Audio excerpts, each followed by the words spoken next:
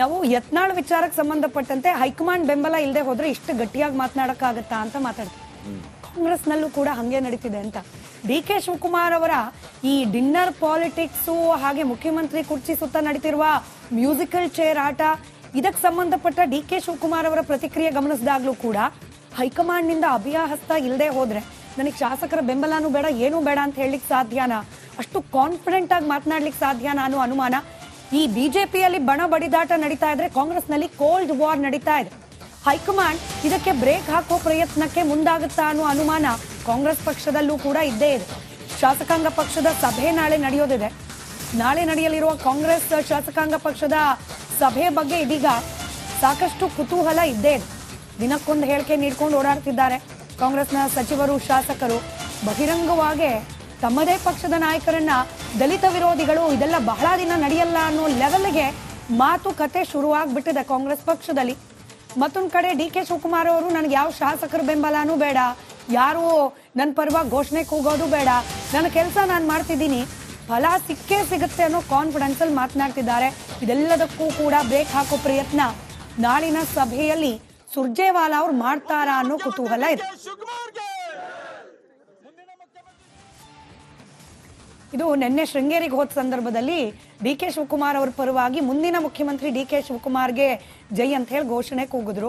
ಇದಾದ್ಮೇಲೆ ಸಹಜವಾಗಿ ಮಾಧ್ಯಮದವ್ರು ಪ್ರಶ್ನೆ ಕೇಳ್ತಾರೆ, ಏನ್ ಸರ್ ಮುಖ್ಯಮಂತ್ರಿ ಕುರ್ಚಿಗೆ ಹತ್ರ ಆಗ್ತಾ ಇದ್ದೀರಾ, ಈಗಿರುವ ಅಬ್ಸ್ಟೆಕಲ್ಸ್ನೆಲ್ಲ ಏನ್ ಮಾಡ್ತೀರಿ ಅಂತ. ಡಿ ಕೆ ಶಿವಕುಮಾರ್ ಅವರು ನನ್ಗೆ ಯಾರು ಬೆಂಬಲ ಬೇಡ ಅಂತ ಹೇಳಿ ಘಂಟಾಘೋಷವಾಗಿ ಹೇಳ್ಬಿಟ್ರು. ಬಹಳ ಇಂಟ್ರೆಸ್ಟಿಂಗ್ ಅಂದ್ರೆ ಒಬ್ರು ರಾಜಕೀಯ ವಿಶ್ಲೇಷಕರು ಮಹಾಭಾರತ ಕಾರ್ಯಕ್ರಮದಲ್ಲಿ ಹೇಳ್ತಾ ಇದ್ರು, ಇಲ್ಲಿ ವೇಣುಗೋಪಾಲ್ ಅವರು ಸಿದ್ದರಾಮಯ್ಯ ಪರ ಇದ್ರೆ ಸುರ್ಜೇವಾಲಾ ಅವ್ರಿಗೆ ಡಿ ಕೆ ಶಿವಕುಮಾರ್ ಅವ್ರ ಮೇಲೆ ಒಂದು ಸಾಫ್ಟ್ ಕಾರ್ನರ್ ಇದೆ ಅಂತ. ನಾಳೆ ಶಾಸಕಾಂಗ ಪಕ್ಷದ ಸಭೆಗೆ ಸುರ್ಜೇವಾಲಾ ಅವ್ರು ಕೂಡ ಬರ್ತಿದ್ದಾರೆ. ಈಗ ಬಂದವ್ರು ಯಾರಿಗೆ ಸುಮ್ನೀರಿ ಅಂತಾರೆ? ಡಿ ಕೆ ಶಿವಕುಮಾರ್ ಅವರಿಗೆ ಇನ್ನೊಂದು ಸ್ವಲ್ಪ ದಿನ ಸುಮ್ನೀರಿ ಅಂತಾರ, ಅಥವಾ ಸಿದ್ದು ಬಣದವರಿಗೆ ನೀವು ಮಾತನಾಡಬಾರ್ದು ಅಂತ ಹೇಳಿ ತಾಕೀತ್ ಮಾಡ್ತಾರ? ಇಂಟ್ರೆಸ್ಟಿಂಗ್ ಇದೆ ವಿಚಾರ. ಇನ್ನೊಂದು, ಈ ಡಿ ಕೆ ಶಿವಕುಮಾರ್ ಅವರು ಹಲವು ರೀತಿಯಲ್ಲಿ ಈಗಾಗಲೇ ಸ್ಟೇಟ್ಮೆಂಟ್ ಕೊಡ್ತಾ ಇದ್ದಾರೆ. ಈ ಸ್ವಾಮೀಜಿಗಳು ನನ್ನ ಬಗ್ಗೆ ಭವಿಷ್ಯ ನುಡಿಬೇಡ್ರಿ, ಯಾರು ಹೋದಲ್ಲಿ ಬಂದಲ್ಲಿ ಘೋಷಣೆ ಕೂಗೋದಕ್ಕೆ ಹೋಗ್ಬೇಡ್ರಿ. ಇದೇ ಡಿ ಕೆ ಶಿವಕುಮಾರ್ ಅವರು ನಾವೆಲ್ಲ ಗಮನಿಸಿದ ಹಾಗೆ ಸೆಷನ್ ನಲ್ಲೇ ಯಾರಿಗೆ ಪರೋಕ್ಷವಾಗಿ ಟಾಂಗ್ ಕೊಡಬೇಕಾಗಿತ್ತೋ ಆ ಟಾಂಗ್ ಅನ್ನ ಕೊಟ್ಟಿದ್ರು. ಅವ್ರು ಹೇಳಿದ್ದೇನು ಅಂತಂದ್ರೆ, ಸಮಯ ಬಂದಾಗ ಅಧಿಕಾರವನ್ನ ಒದ್ದು ಕಿತ್ಕೋಬೇಕು ಅಂತ ಹೇಳಿ. ಅವಾಗ ಯಾವ ರೀತಿಯ ಸಂದೇಶವನ್ನ ಕೊಟ್ರು, ಅವ್ರು ಯಾರಿಗೆ ಸಂದೇಶವನ್ನ ಕೊಟ್ರು, ಆರ್ ಅಶೋಕ್ ಅವರು ಅದೇ ವಿಚಾರವನ್ನ ಇಟ್ಕೊಂಡು ಹಾಗಿದ್ರೆ ಡಿ ಕೆ ಶಿವಕುಮಾರ್ ಅವರೇ ಅಧಿಕಾರವನ್ನ ಒದ್ದು ಕಿತ್ಕೊಳ್ಳೋ ಸಮಯ ಬಂದಿದೆಯಾ ಅಂತ. ಈ ಉತ್ತರ ಕರ್ನಾಟಕದ ಕಡೆ ಒಂದು ಗಾದೆ ಮಾತಿದೆ ಮೇಡಮ್, ನೀ ಅತ್ತಂಗ್ ಮಾಡೋದು ನಾ ಸತ್ತಂಗ್ ಮಾಡ್ತೀನಿ ಅಂತ ಹೇಳಿ. ಇವರು ಸತ್ತಂಗ್ ಮಾಡೋದು, ಬೇರೆಯವರು ಅತ್ತಂಗ್ ಮಾಡೋದು. ಇವರು ಡಿ ಕೆ ಶಿವಕುಮಾರ್ ಎಲ್ಲೆಲ್ಲಿ ಹೋಗಿ ವಿಸಿಟ್ ಮಾಡ್ತಾರೆ ಅಲ್ಲಿ ಡಿ ಕೆ ಶಿವಕುಮಾರ್ ಅವರಿಗೆ ಜಯವಾಗ್ಲಿ, ಅವ್ರ ಮುಂದಿನ ಮುಖ್ಯಮಂತ್ರಿ ಅಂತ. ಇನ್ ಕೇಸ್ ಜಯಘೋಷ ಕೂಗ್ಲಿಲ್ಲ ಅಂತಂದ್ರೆ, ಏನಯ್ಯ ನೀನ್ ಜನರನ್ನು ಸೇರಿಸಲಿಲ್ಲ, ನನ್ನ ಪರವಾಗಿ ಘೋಷಣೆ ಕೂಗಿಸ್ಲಿಲ್ಲ ಅಂತ ಆಫ್ ದ ರೆಕಾರ್ಡ್ ಅಲ್ಲಿ ಬೈಯೋದು. ಸೊ ಇವರು ನೀವು ನಿಮ್ ಪಾಡಿ ನೀವು ಜಯಘೋಷಣೆ ಕೂಗ್ತಾ ಇರಿ, ನನ್ನ ಪಾಡಿಗೆ ನಾನು ಬೈತಾ ಇರ್ತೀನಿ, ನಮ್ ಗೇಮ್ ಅನ್ನ ಆಟ ಆಡ್ತಾನೆ ಇರೋಣ ಅನ್ನೋ ಲೆಕ್ಕದಲ್ಲಿ ಮಾತಾಡ್ತಿದಾರ ಅನ್ನೋಂತಹ ಪ್ರಶ್ನೆ ಅಂತೂ ಇದ್ದೇ ಇದೆ. ಸೊ ಇದಕ್ಕೆ ನಾಮಕೆ ವಾಸ್ತೆ ಬ್ರೇಕ್ ಬೀಳುತ್ತಾ ಅಥವಾ ಜೆನ್ಯೂನ್ ಆಗಿ ಬ್ರೇಕ್ ಬೀಳುತ್ತಾ ಅನ್ನೋದು ಸದ್ಯಕ್ಕೆ ಪ್ರಶ್ನೆ. ಕೆ ಶಿವಕುಮಾರ್ ಅವ್ರಿಗೆ ಇವಾಗ ಮಾಡೋ ಇಲ್ಲವೇ ಮಾಡಿ ತರ ಸಿಚುವೇಶನ್ ಅಂತ ಹೇಳಿ ಕ್ವಿಕ್ ಆಗಿ. ಯಾಕೆಂದ್ರೆ 2028ವರೆಗೂ ಸಿದ್ದರಾಮಯ್ಯನವ್ರಿಗೆ ಬಿಟ್ಟು ಆಮೇಲೆ ಸಿಎಂ ಆಗ್ತೀನಿ ಅಂದ್ರೆ ಆ ಕಾಂಪಿಟೇಟರ್ಸ್ ಇನ್ನೂ ಇದ್ದೇ ಇದ್ದಾರೆ. ಈಗಲೇ ಸತೀಶ್ ಜಾರಕಿಹೊಳಿ ಅವರು ಹೇಳ್ತಿದ್ದಾರೆ 28ಕ್ಕೆ ನಾನು ಸಿಎಂ ಕ್ಯಾಂಡಿಡೇಟ್ ಅಂತ. 28ಕ್ಕೆ ಸಿಎಂ ಆಗ್ತೀನಿ ಅಂತ ತಾಳ್ಮೆಯಿಂದ ಕೂತ್ರು ಕೂಡ ಅದೀಗ ಅನಾಯಾಸವಾಗಿ ಸಿಗೋ ಲಕ್ಷಣ ಆಗ್ಲೂ ಇಲ್ಲ, ಈಗ್ಲೂ ಇಲ್ಲ. ಹಾಗಾಗಿ ಡಿ ಕೆ ಶಿವಕುಮಾರ್ ಅವರ ಮುಂದಿನ ನಡೆ ಬಗ್ಗೆ ಸಹಜವಾಗಿ ಕುತೂಹಲ ಇದ್ದೇ ಇದೆ. ಬಿಜೆಪಿ ಆಯ್ತು, ಕಾಂಗ್ರೆಸ್ ಆಯ್ತು, ಜೆಡಿಎಸ್ ನಲ್ಲೇನು, ಜೆಡಿಎಸ್ ನಲ್ಲಿ ಸರಿ ಇದೆಯಾ ಅಂತ, ಜೆಡಿಎಸ್ ನಲ್ಲೂ ಅದೇ ಕಥೆ. ನಾವು ಯತ್ನಾಳ್ ವಿಚಾರಕ್ಕೆ ಸಂಬಂಧಪಟ್ಟಂತೆ ಹೈಕಮಾಂಡ್ ಬೆಂಬಲ ಇಲ್ಲದೆ ಹೋದ್ರೆ ಇಷ್ಟು ಗಟ್ಟಿಯಾಗಿ ಮಾತನಾಡಕ್ಕಾಗತ್ತಾ ಅಂತ ಮಾತಾಡ್ತಾರೆ. ಕಾಂಗ್ರೆಸ್ನಲ್ಲೂ ಕೂಡ ಹಂಗೆ ನಡೀತಿದೆ ಅಂತ. ಡಿ ಕೆ ಶಿವಕುಮಾರ್ ಅವರ ಈ ಡಿನ್ನರ್ ಪಾಲಿಟಿಕ್ಸ್ ಹಾಗೆ ಮುಖ್ಯಮಂತ್ರಿ ಕುರ್ಚಿ ಸುತ್ತ ನಡೀತಿರುವ ಮ್ಯೂಸಿಕಲ್ ಚೇರ್ ಆಟ ಇದಕ್ಕೆ ಸಂಬಂಧಪಟ್ಟ ಡಿ ಕೆ ಶಿವಕುಮಾರ್ ಅವರ ಪ್ರತಿಕ್ರಿಯೆ ಗಮನಿಸಿದಾಗ್ಲೂ ಕೂಡ ಹೈಕಮಾಂಡ್ ನಿಂದ ಅಭಯಹಸ್ತ ಇಲ್ಲದೆ ಹೋದ್ರೆ ನನಗೆ ಶಾಸಕರ ಬೆಂಬಲನೂ ಬೇಡ ಏನೂ ಬೇಡ ಅಂತ ಹೇಳಲಿಕ್ಕೆ ಸಾಧ್ಯನಾ, ಅಷ್ಟು ಕಾನ್ಫಿಡೆಂಟ್ ಆಗಿ ಮಾತನಾಡ್ಲಿಕ್ಕೆ ಸಾಧ್ಯನಾ ಅನ್ನೋ ಅನುಮಾನ. ಈ ಬಿಜೆಪಿಯಲ್ಲಿ ಬಣ ಬಡಿದಾಟ ನಡೀತಾ ಇದ್ರೆ ಕಾಂಗ್ರೆಸ್ನಲ್ಲಿ ಕೋಲ್ಡ್ ವಾರ್ ನಡೀತಾ ಇದೆ. ಹೈಕಮಾಂಡ್ ಇದಕ್ಕೆ ಬ್ರೇಕ್ ಹಾಕೋ ಪ್ರಯತ್ನಕ್ಕೆ ಮುಂದಾಗುತ್ತಾ ಅನ್ನೋ ಅನುಮಾನ ಕಾಂಗ್ರೆಸ್ ಪಕ್ಷದಲ್ಲೂ ಕೂಡ ಇದ್ದೇ ಇದೆ. ಶಾಸಕಾಂಗ ಪಕ್ಷದ ಸಭೆ ನಾಳೆ ನಡೆಯೋದಿದೆ. ನಾಳೆ ನಡೆಯಲಿರುವ ಕಾಂಗ್ರೆಸ್ ಶಾಸಕಾಂಗ ಪಕ್ಷದ ಸಭೆ ಬಗ್ಗೆ ಇದೀಗ ಸಾಕಷ್ಟು ಕುತೂಹಲ ಇದ್ದೇ ಇದೆ. ದಿನಕ್ಕೊಂದು ಹೇಳಿಕೆ ನೀಡ್ಕೊಂಡು ಓಡಾಡ್ತಿದ್ದಾರೆ ಕಾಂಗ್ರೆಸ್ನ ಸಚಿವರು, ಶಾಸಕರು. ಬಹಿರಂಗವಾಗಿ ತಮ್ಮದೇ ಪಕ್ಷದ ನಾಯಕರನ್ನ ದಲಿತ ವಿರೋಧಿಗಳು ಇದೆಲ್ಲ ಬಹಳ ದಿನ ನಡೆಯಲ್ಲ ಅನ್ನೋ ಲೆವೆಲ್ಗೆ ಮಾತುಕತೆ ಶುರುವಾಗ್ಬಿಟ್ಟಿದೆ ಕಾಂಗ್ರೆಸ್ ಪಕ್ಷದಲ್ಲಿ. ಮತ್ತೊಂದು ಕಡೆ ಡಿ ಕೆ ಶಿವಕುಮಾರ್ ಅವರು ನನಗೆ ಯಾವ ಶಾಸಕರ ಬೆಂಬಲನೂ ಬೇಡ, ಯಾರು ನನ್ನ ಪರವಾಗಿ ಘೋಷಣೆ ಕೂಗೋದು ಬೇಡ, ನನ್ನ ಕೆಲಸ ನಾನು ಮಾಡ್ತಿದ್ದೀನಿ, ಫಲ ಸಿಕ್ಕೇ ಸಿಗುತ್ತೆ ಅನ್ನೋ ಕಾನ್ಫಿಡೆನ್ಸ್ ಅಲ್ಲಿ ಮಾತನಾಡ್ತಿದ್ದಾರೆ. ಇದೆಲ್ಲದಕ್ಕೂ ಕೂಡ ಬ್ರೇಕ್ ಹಾಕೋ ಪ್ರಯತ್ನ ನಾಳಿನ ಸಭೆಯಲ್ಲಿ ಸುರ್ಜೇವಾಲಾ ಅವ್ರು ಮಾಡ್ತಾರಾ ಅನ್ನೋ ಕುತೂಹಲ ಇದೆ. ಇದು ನಿನ್ನೆ ಶೃಂಗೇರಿಗೆ ಹೋದ ಸಂದರ್ಭದಲ್ಲಿ ಡಿ ಕೆ ಶಿವಕುಮಾರ್ ಅವರ ಪರವಾಗಿ ಮುಂದಿನ ಮುಖ್ಯಮಂತ್ರಿ ಡಿ ಕೆ ಶಿವಕುಮಾರ್ಗೆ ಜೈ ಅಂತ ಹೇಳಿ ಘೋಷಣೆ ಕೂಗಿದ್ರು. ಇದಾದ್ಮೇಲೆ ಸಹಜವಾಗಿ ಮಾಧ್ಯಮದವ್ರು ಪ್ರಶ್ನೆ ಕೇಳ್ತಾರೆ, ಏನ್ ಸರ್ ಮುಖ್ಯಮಂತ್ರಿ ಕುರ್ಚಿಗೆ ಹತ್ರ ಆಗ್ತಾ ಇದ್ದೀರಾ, ಈಗಿರುವ ಅಬ್ಸ್ಟೆಕಲ್ಸ್ನೆಲ್ಲ ಏನ್ ಮಾಡ್ತೀರಿ ಅಂತ. ಡಿ ಕೆ ಶಿವಕುಮಾರ್ ಅವರು ನನ್ಗೆ ಯಾರು ಬೆಂಬಲ ಬೇಡ ಅಂತ ಹೇಳಿ ಘಂಟಾಘೋಷವಾಗಿ ಹೇಳ್ಬಿಟ್ರು. ಬಹಳ ಇಂಟ್ರೆಸ್ಟಿಂಗ್ ಅಂದ್ರೆ ಒಬ್ರು ರಾಜಕೀಯ ವಿಶ್ಲೇಷಕರು ಮಹಾಭಾರತ ಕಾರ್ಯಕ್ರಮದಲ್ಲಿ ಹೇಳ್ತಾ ಇದ್ರು, ಇಲ್ಲಿ ವೇಣುಗೋಪಾಲ್ ಅವರು ಸಿದ್ದರಾಮಯ್ಯ ಪರ ಇದ್ರೆ ಸುರ್ಜೇವಾಲಾ ಅವರಿಗೆ ಡಿ ಕೆ ಶಿವಕುಮಾರ್ ಅವ್ರ ಮೇಲೆ ಒಂದು ಸಾಫ್ಟ್ ಕಾರ್ನರ್ ಇದೆ ಅಂತ. ನಾಳೆ ಶಾಸಕಾಂಗ ಪಕ್ಷದ ಸಭೆಗೆ ಸುರ್ಜೇವಾಲಾ ಅವರು ಕೂಡ ಬರ್ತಿದ್ದಾರೆ. ಈಗ ಬಂದವ್ರು ಯಾರಿಗೆ ಸುಮ್ನೀರಿ ಅಂತಾರೆ? ಡಿ ಕೆ ಶಿವಕುಮಾರ್ ಅವರಿಗೆ ಇನ್ನೊಂದು ಸ್ವಲ್ಪ ದಿನ ಸುಮ್ನೀರಿ ಅಂತಾರ, ಅಥವಾ ಸಿದ್ದು ಬಣದವರಿಗೆ ನೀವು ಮಾತನಾಡಬಾರ್ದು ಅಂತ ಹೇಳಿ ತಾಕೀತ್ ಮಾಡ್ತಾರ? ಇಂಟ್ರೆಸ್ಟಿಂಗ್ ಇದೆ ವಿಚಾರ. ಇನ್ನೊಂದು, ಈ ಡಿ ಕೆ ಶಿವಕುಮಾರ್ ಅವರು ಹಲವು ರೀತಿಯಲ್ಲಿ ಈಗಾಗಲೇ ಸ್ಟೇಟ್ಮೆಂಟ್ ಕೊಡ್ತಾ ಇದ್ದಾರೆ. ಈ ಸ್ವಾಮೀಜಿಗಳು ನನ್ನ ಬಗ್ಗೆ ಭವಿಷ್ಯ ನುಡಿಬೇಡ್ರಿ, ಯಾರು ಹೋದಲ್ಲಿ ಬಂದಲ್ಲಿ ಘೋಷಣೆ ಕೂಗೋದಕ್ಕೆ ಹೋಗ್ಬೇಡ್ರಿ.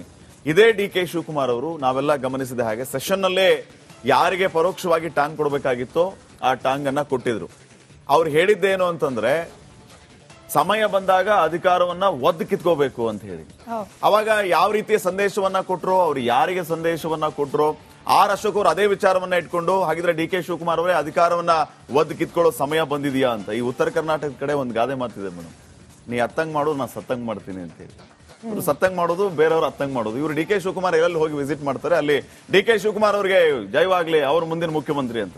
ಇನ್ ಕೇಸ್ ಜಯಘೋಷ ಕೂಗ್ಲಿಲ್ಲ ಅಂತಂದ್ರೆ, ಏನಯ್ಯ ನೀನ್ ಜನರನ್ನು ಸೇರಿಸಲಿಲ್ಲ, ನನ್ನ ಪರವಾಗಿ ಘೋಷಣೆ ಕೂಗಿಸ್ಲಿಲ್ಲ ಅಂತ ಆಫ್ ದ ರೆಕಾರ್ಡ್ ಅಲ್ಲಿ ಬೈಯೋದು. ಸೊ ಇವರು, ನೀವು ನಿಮ್ ಪಾಡಿಗೆ ನೀವು ಜಯಘೋಷಣೆ ಕೂಗ್ತಾ ಇರಿ, ನನ್ನ ಪಾಡಿಗೆ ನಾನು ಬೈತಾ ಇರ್ತೀನಿ, ನಮ್ ಗೇಮ್ ಅನ್ನ ಆಟ ಆಡ್ತಾನೆ ಇರೋಣ ಅನ್ನೋ ಲೆಕ್ಕದಲ್ಲಿ ಮಾತಾಡ್ತಿದಾರ ಅನ್ನೋಂತಹ ಪ್ರಶ್ನೆ ಅಂತೂ ಇದ್ದೇ ಇದೆ.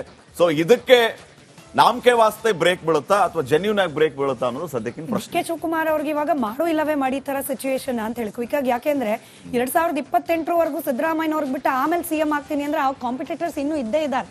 ಈಗಲೇ ಸತೀಶ್ ಜಾರಕಿಹೊಳಿ ಅವರು ಹೇಳ್ತಿದ್ದಾರೆ 28ಕ್ಕೆ ನಾನು ಸಿಎಂ ಕ್ಯಾಂಡಿಡೇಟ್ ಅಂತ. 28ಕ್ಕೆ ಸಿಎಂ ಆಗ್ತೀನಿ ಅಂತ ತಾಳ್ಮೆಯಿಂದ ಕೂತ್ರು ಕೂಡ ಅದೀಗ ಅನಾಯಾಸವಾಗಿ ಸಿಗೋ ಲಕ್ಷಣ ಆಗ್ಲೂ ಇಲ್ಲ, ಈಗ್ಲೂ ಇಲ್ಲ. ಹಾಗಾಗಿ ಡಿ ಕೆ ಶಿವಕುಮಾರ್ ಅವರ ಮುಂದಿನ ನಡೆ ಬಗ್ಗೆ ಸಹಜವಾಗಿ ಕುತೂಹಲ ಇದ್ದೇ ಇದೆ. ಬಿಜೆಪಿ ಆಯ್ತು, ಕಾಂಗ್ರೆಸ್ ಆಯ್ತು, ಜೆಡಿಎಸ್ ನಲ್ಲೇನು, ಜೆಡಿಎಸ್ ನಲ್ಲಿ ಸರಿ ಇದೆಯಾ ಅಂತ, ಜೆಡಿಎಸ್ ನಲ್ಲೂ ಅದೇ ಕಥೆ. ನಾವು ಯತ್ನಾಳ್ ವಿಚಾರಕ್ಕೆ ಸಂಬಂಧಪಟ್ಟಂತೆ ಹೈಕಮಾಂಡ್ ಬೆಂಬಲ ಇಲ್ಲದೆ ಹೋದ್ರೆ ಇಷ್ಟು ಗಟ್ಟಿಯಾಗಿ ಮಾತನಾಡಕ್ಕಾಗತ್ತಾ ಅಂತ ಮಾತಾಡ್ತೀವಿ. ಕಾಂಗ್ರೆಸ್ ನಲ್ಲೂ ಕೂಡ ಹಂಗೆ ನಡೀತಿದೆ ಅಂತ. ಡಿ ಕೆ ಶಿವಕುಮಾರ್ ಅವರ ಈ ಡಿನ್ನರ್ ಪಾಲಿಟಿಕ್ಸ್, ಹಾಗೆ ಮುಖ್ಯಮಂತ್ರಿ ಕುರ್ಚಿ ಸುತ್ತ ನಡೀತಿರುವ ಮ್ಯೂಸಿಕಲ್ ಚೇರ್ ಆಟ, ಇದಕ್ಕೆ ಸಂಬಂಧಪಟ್ಟ ಡಿ ಕೆ ಶಿವಕುಮಾರ್ ಅವರ ಪ್ರತಿಕ್ರಿಯೆ ಗಮನಿಸಿದಾಗ್ಲೂ ಕೂಡ ಹೈಕಮಾಂಡ್ ನಿಂದ ಅಭಯಹಸ್ತ ಇಲ್ಲದೆ ಹೋದ್ರೆ ನನಗೆ ಶಾಸಕರ ಬೆಂಬಲನೂ ಬೇಡ, ಏನೂ ಬೇಡ ಅಂತ ಹೇಳಲಿಕ್ಕೆ ಸಾಧ್ಯನಾ, ಅಷ್ಟು ಕಾನ್ಫಿಡೆಂಟ್ ಆಗಿ ಮಾತನಾಡ್ಲಿಕ್ಕೆ ಸಾಧ್ಯನಾ ಅನ್ನೋ ಅನುಮಾನ. ಈ ಬಿಜೆಪಿಯಲ್ಲಿ ಬಣ ಬಡಿದಾಟ ನಡೀತಾ ಇದ್ರೆ ಕಾಂಗ್ರೆಸ್ ನಲ್ಲಿ ಕೋಲ್ಡ್ ವಾರ್ ನಡೀತಾ ಇದೆ. ಹೈಕಮಾಂಡ್ ಇದಕ್ಕೆ ಬ್ರೇಕ್ ಹಾಕೋ ಪ್ರಯತ್ನಕ್ಕೆ ಮುಂದಾಗುತ್ತಾ ಅನ್ನೋ ಅನುಮಾನ ಕಾಂಗ್ರೆಸ್ ಪಕ್ಷದಲ್ಲೂ ಕೂಡ ಇದ್ದೇ ಇದೆ. ಶಾಸಕಾಂಗ ಪಕ್ಷದ ಸಭೆ ನಾಳೆ ನಡೆಯೋದಿದೆ. ನಾಳೆ ನಡೆಯಲಿರುವ ಕಾಂಗ್ರೆಸ್ ಶಾಸಕಾಂಗ ಪಕ್ಷದ ಸಭೆ ಬಗ್ಗೆ ಇದೀಗ ಸಾಕಷ್ಟು ಕುತೂಹಲ ಇದ್ದೇ ಇದೆ. ದಿನಕ್ಕೊಂದು ಹೇಳಿಕೆ ನೀಡ್ಕೊಂಡು ಓಡಾಡ್ತಿದ್ದಾರೆ ಕಾಂಗ್ರೆಸ್ನ ಸಚಿವರು, ಶಾಸಕರು. ಬಹಿರಂಗವಾಗಿ ತಮ್ಮದೇ ಪಕ್ಷದ ನಾಯಕರನ್ನ ದಲಿತ ವಿರೋಧಿಗಳು, ಇದೆಲ್ಲ ಬಹಳ ದಿನ ನಡೆಯಲ್ಲ ಅನ್ನೋ ಲೆವೆಲ್ಗೆ ಮಾತುಕತೆ ಶುರುವಾಗ್ಬಿಟ್ಟಿದೆ ಕಾಂಗ್ರೆಸ್ ಪಕ್ಷದಲ್ಲಿ.